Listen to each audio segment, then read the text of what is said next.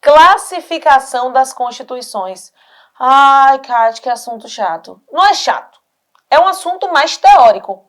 Assumo que essa é a aula mais teórica que nós vamos ter, mas é uma aula importantíssima, porque a banca examinadora, seja da sua OAB, seja do seu concurso, sabe que você acha chato. Então, nós vamos facilitar a sua vida aqui, certo? O que acontece com essa classificação das constituições? Por que eu preciso classificar? No mar, no fundo do mar, tem muito peixe. Nem tudo é peixe, mas cada peixe é diferente do outro. Então, o que a gente faz? Dá nome aos peixes. Tem o peixe vermelho, tem o peixe pirarucu. Os peixes, né?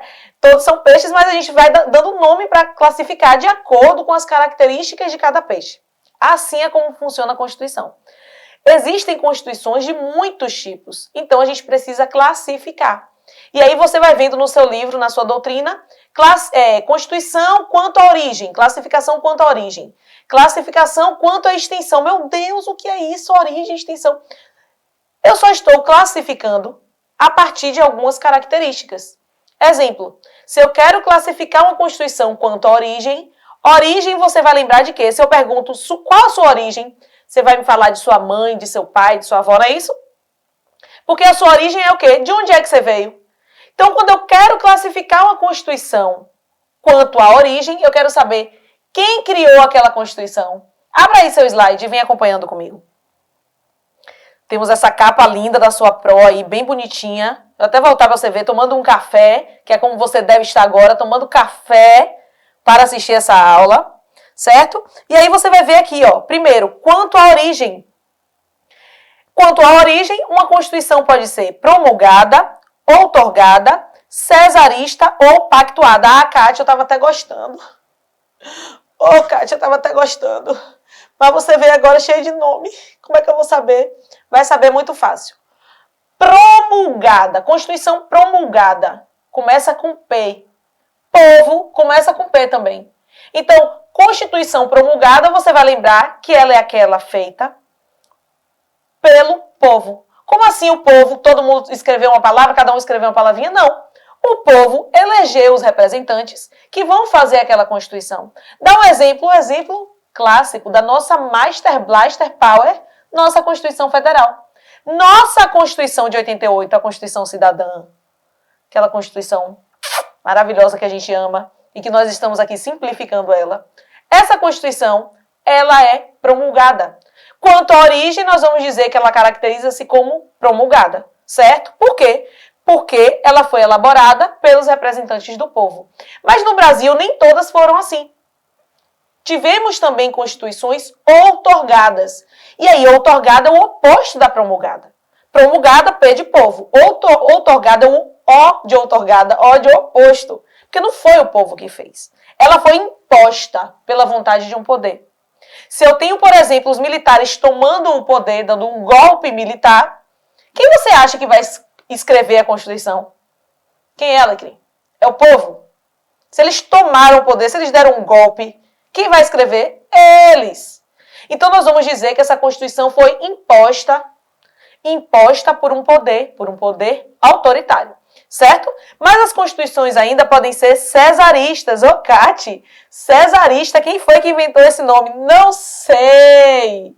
Não sei quem inventou esse nome, mas facilitou nossa vida. Por quê? Cesárea, vocês vão lembrar de quê, Alecrins? A pró de vocês não tem filho ainda. Mas quando eu ouço cesárea, eu só lembro do parto. O parto cesariano. Ô, Cati, como é que eu vou saber? Parto cesariano. Você vai lembrar de alguém que nasceu. A Constituição cesarista é assim, ó. Ela nasce outorgada. Ou seja, ela foi feita por um poder. Foi imposta, não foi pelo povo. Ela nasceu. A criação dela foi por um poder imposto, não foi pelo povo. Mas aí, agora que ela já está pronta, a gente faz o quê? Consulta o povo. Então, a cesarista, vocês vão lembrar do parto. O neném lá nascendo. O neném é a Constituição. A Constituição lá nascendo, ela nasce de onde? Do poder autoritário. Depois que ela já nasceu, aí levam para o povo. E aí, gente, vocês concordaram com isso aqui? Essa é a Constituição cesarista. Certo? Agora veja no seu slide aí, sem minhas brincadeiras, o que é que significa. Ela é criada por um ditador, mas, posteriormente, validada pelo povo. por plebiscito ou referendo. Kátia, eu sempre tenho dúvida de plebiscito e referendo. Calma. Isso é conversa para as próximas aulas. Vocês vão entender certinho plebiscito e referendo. Mas agora importa vocês saberem o seguinte. O povo é consultado sobre ela, certo? Ela nasce outorgada, mas depois passa para o povo. E a Constituição pode, por fim, ser pactuada. Pactuada significa o quê, Kátia? Que ela é criada a partir do pacto entre forças políticas rivais. Tem um clima ali de tensão muito grande. Então, Márcio não quer dar o braço a torcer, eu não quero dar o braço a torcer. Nesse clima de rivalidade, nessa polarização, nasce a Constituição. É como se fosse assim um acordo de cavalheiros. Vamos fazer uma harmonia aqui. Então, essa Constituição, a Constituição pactuada, ela fica sendo ali a harmonia entre forças rivais. Dá para perceber que não vai ser uma Constituição tão democrática assim, porque tem um ali querendo uma coisa, outro querendo outra, dá confusão. Tem mais classificações quanto à origem, mas essas são as preferidas das bancas, então é o que importa pra gente, né não? Afinal de contas, ninguém aqui está fazendo mestrado nem doutorado. A gente quer passar nessa prova. Você passa nessa prova, Alecrim. Depois me mande que passou. Vamos lá. A Constituição ainda pode ser dividida quanto ao conteúdo. Pode ser caracterizada, né? Quanto ao conteúdo. Conteúdo você já sabe, é o que tem escrito ali. Eu tô com o script aqui, todo bonitinho do que eu vou falar. O conteúdo é o que tem escrito aqui, que eu vou dizer no módulo 1, no módulo 2, no módulo 3. Então, a característica da Constituição, a divisão da Constituição quanto ao conteúdo, o que a gente quer saber aqui é sobre o que tem escrito, certo? E ela pode ser, veja aí no seu mapa, ela pode ser formal.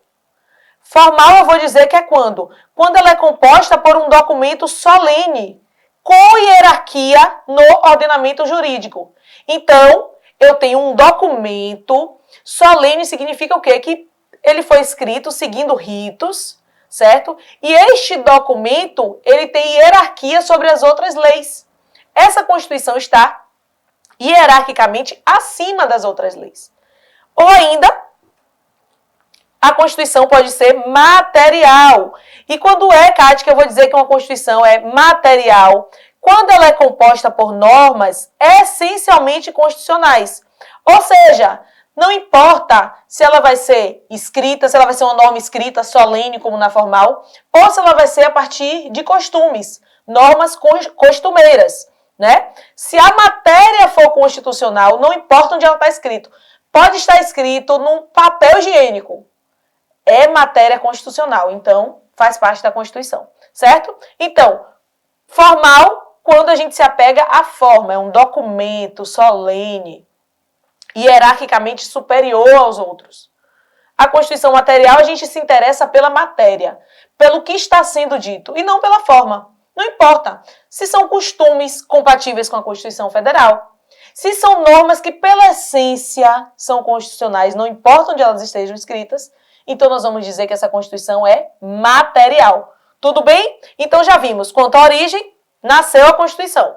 Quanto ao conteúdo, o que é que tem dentro dela? Né? Ela vai ser escrita, ela vai ser por costume? Vimos também.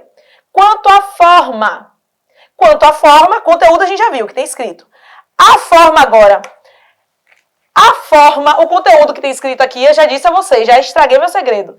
Que aqui é o meu roteiro de tudo que eu vou falar, esse é o conteúdo. E a forma está em papel, papel A4 ou papel de ofício. Essa é a forma. Então, a forma da Constituição, dividir a Constituição quanto à forma, significa dizer, ela é escrita, aqui está escrito, ou ela é só por costume, ela é costumeira, consuetudinária ou não escrita.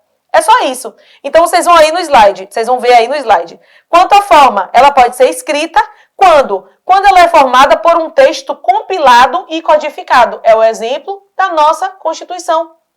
Se você quiser, em qualquer lugar do Brasil, você pode comprar na livraria uma Constituição. Aí vem o que para você? Um livro codificado. Você pega nela, beija ela, porque essa Constituição é para a gente beijar. É pra gente beijar. Você beija, abraça, dorme com ela, faz o que você quiser. É palpável. Essa é a Constituição escrita. Mas Nem todos os países é assim. Tem países em que, nem todos os países é assim.